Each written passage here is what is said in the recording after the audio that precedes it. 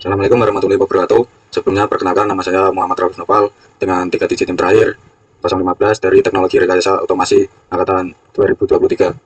Saya di sini untuk memenuhi tugas mekatronika dan robotika. Saya akan menjelaskan ROS 1 Basic Developers Training Season 1 dan 2. Pengertian ROS dan ROS 2. Robot Operating System ROS merupakan framework open source yang menyediakan library dan tools untuk membangun aplikasi robotika modular dan terdistribusi. ROS 1 dirilis pada tahun 2008 menggunakan komunikasi berbasis TCP atau IP, banyak digunakan dalam riset dan prototipe. ROS 2 adalah rekonstruksi total dari ROS 1 yang mulai dikembangkan pada tahun 2014 dengan dukungan middleware DSS Data Distribution Service, mendukung kebutuhan industri real-time system dan multi-platform. Komunitas global saat ini sedang melakukan transisi dari ROS 1 ke ROS 2. ROS 1 Magic akan mencapai end on life pada tahun 2025. Selanjutnya, arsitektur ROS. Node adalah executable tunggal dalam sistem ROS. Setiap node menjalankan satu fungsi khusus seperti membaca sensor, mengontrol aktuator, atau memproses data. Package adalah kumpulan file kode, konfigurasi, dan dokumentasi yang membentuk. Modul fungsional dalam ROS digunakan untuk mengorganisasi proyek dan mempermudah development. Metapack adalah pack spesial yang hanya mendefinisikan dependensi terhadap pack lain tanpa mengandung kode. Proses pembelajaran ROS mencakup instalasi pembuatan workspace, penambahan resource, pembuatan pack node, komunikasi antar node, dan eksekusi node. Selanjutnya, workspace dan build system. Workspace ROS terdiri atas 3 direktori utama.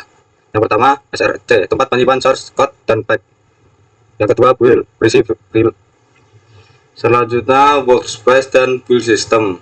Workspace ROS terdiri atas 3 direktori utama. SRC, tempat menyimpan source code dan pack. Build, berisi file hasil kompilasi sementara. Install, berisi file yang sudah siap digunakan sistem ROS. Proses build menggunakan callcon bersama amen. Build dilakukan dari root workspace, kemudian file setup bus. Hasil build harus di source agar sistem ROS mengendali pack tersebut. Disarankan menggunakan terminal terpisah khusus untuk proses build agar menghindari konflik environment. Selanjutnya, package dan struktur file. Package dan struktur file. File penting dalam package.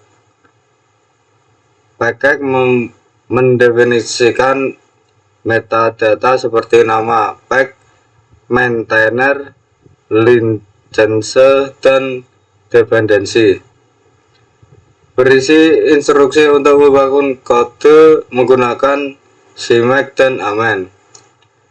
Package dapat dibuat menggunakan ROS 2 dengan opsi menambahkan dependensi dan nama node awal. Konsep dependensi dalam pack mencakup build depend, test depend, dan lain-lain. Selanjutnya, node dan eksekusi.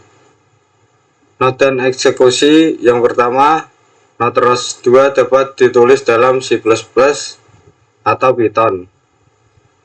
Contoh program dasar menggunakan C++ melibatkan inisialisasi ROS, pembuatan node, dan pencetakan informasi menggunakan logger. Untuk menjalankan node digunakan perintah ROS 2 run. Node aktif dapat diperiksa dengan ROS 2 node list dan detailnya dengan ROS 2 node info. Selanjutnya, topics, message, queues. Topics, message, queues. Topik adalah saluran komunikasi unidireksional yang digunakan untuk streaming data secara asynchronous dengan publisher dan subscriber. Message adalah tipe data yang dikirimkan. Data dalam topik dapat berupa tipe dasar, array, atau nested message. Banyak publisher dan subscriber dapat terhubung pada topik yang sama. Komunikasi bersifat closely coupled.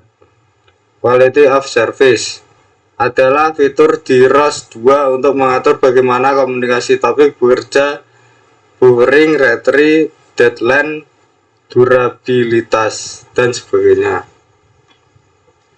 Selanjutnya, service. Service adalah komunikasi dua arah yang mirip function call dengan komponen request dan respon.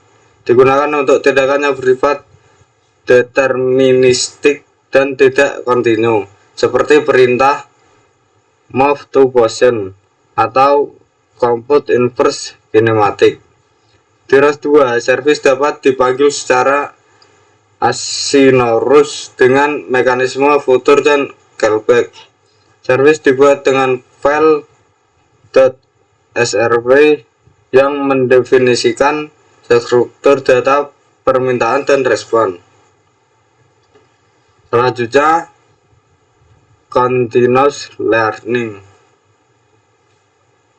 Action digunakan untuk proses panjang atau kompleks yang membutuhkan umpan balik selama eksekusi. Terdiri dari 3 bagian: goal, feedback, dan result. Cocok untuk tugas seperti pergerakan robot, perencanaan lintasan, manipulasi, dan lain-lain. Server action menyediakan callback untuk eksekusi, monitoring status, dan penanganan pembatalan. Klien dapat mengirim goal, menerima umpan balik berkala, dan mengambil hasil akhir. Selanjutnya, perbandingan message service action. Yang pertama, message kelebihan cepat real time, cocok untuk sensor. Kekurangan tidak ada konfirmasi penerimaan. Yang kedua, service kelebihan ada konfirmasi, kemudian deterministik. Kekurangannya tidak efisien untuk komunikasi sering. Yang ketiga, action kelebihan mendukung umpan balik dan pembatalan. Kekurangan lebih kompleks dan verbose.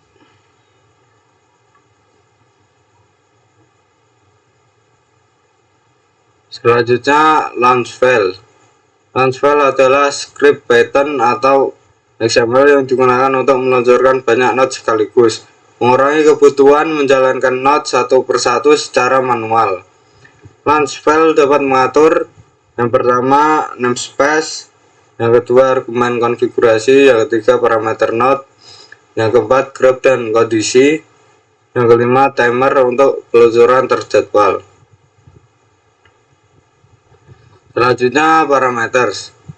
Parameter adalah data konfigurasi yang melekat pada node. Contoh IP address, batas kecepatan, posisi awal, dan lain-lain. Parameter dapat disetel melalui YAML, CLI, atau langsung dari kode C++ menggunakan API parameter. Parameter bersifat scoped per node dan tidak bisa diakses jika node tidak aktif. ROS 2 juga mendukung parameter dinamis dengan sistem callback untuk menangani perubahan nilai secara live. Sekian dari saya. Bila ada kata-kata yang kurang tepat, mohon dimaafkan. Wassalamualaikum warahmatullahi wabarakatuh.